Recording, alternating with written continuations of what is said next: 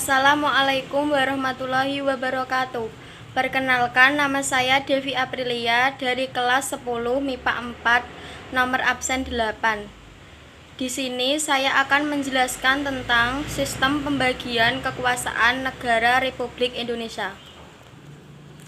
Penerapan pembagian kekuasaan Indonesia terdiri dari dua bagian, yaitu pembagian kekuasaan secara horizontal dan pembagian secara vertikal. Pembagian tersebut tertuang dalam Undang-Undang Dasar 1945. Kekuasaan horizontal. Pembagian kekuasaan horizontal merupakan pembagian kekuasaan menurut fungsi lembaga-lembaga tertentu, yakni legislatif, eksekutif, dan yudikatif. Dalam Undang-Undang 1945, kekuasaan secara horizontal, pembagian kekuasaan negara dilakukan pada tingkatan pemerintah pusat dan pemerintah daerah. Pada pembagian kekuasaan di pemerintahan pusat, berlangsung antara lembaga-lembaga negara yang sederajat. Namun adanya perubahan UUD 1945, terjadi pergeseran pembagian kekuasaan di pemerintahan pusat.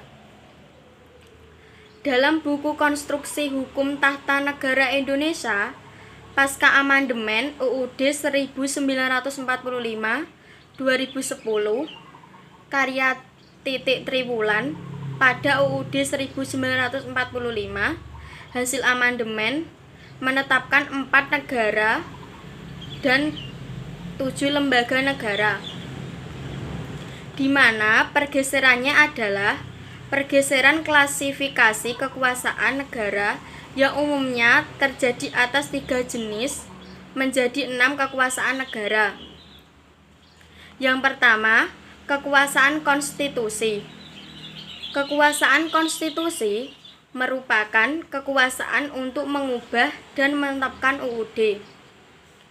Kekuasaan ini dipegang oleh Majelis Permusyawaratan Rakyat atau MPR pada pasal 3 ayat 1 UUD 45 menyatakan Majelis Permusyawaratan Rakyat berwenang mengubah dan menetapkan undang-undang dasar.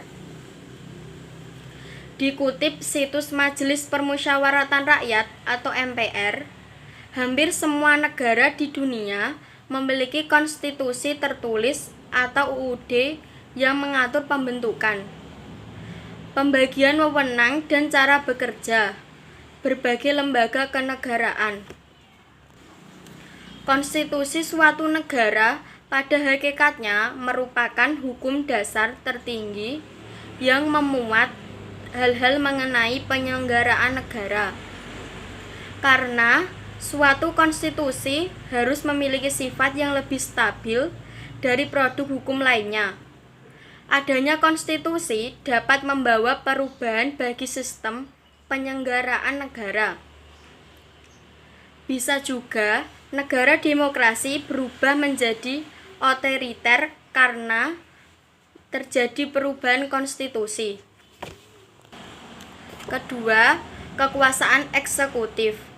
Kekuasaan eksekutif merupakan kekuasaan untuk melaksanakan atau menjalankan undang-undang. Tidak hanya itu, tapi juga penyelenggaraan negara. Pada kekuasaan tersebut dipegang oleh presiden, di mana itu tertuang dalam pasal 4 ayat 1 UUD 1945 yang menyatakan bahwa presiden memegang kekuasaan pemerintahan menurut Undang-Undang Dasar. Ketiga, kekuasaan legislatif.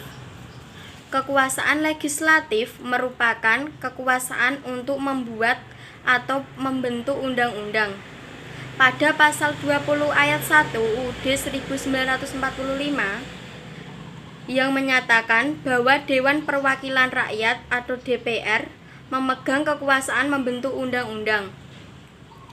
Dikutip situs Dewan Perwakilan Rakyat atau DPR, tidak hanya menyusun dan membuat undang-undang, tapi juga menyerap, menghimpun, menampung, dan menindaklanjuti aspirasi rakyat.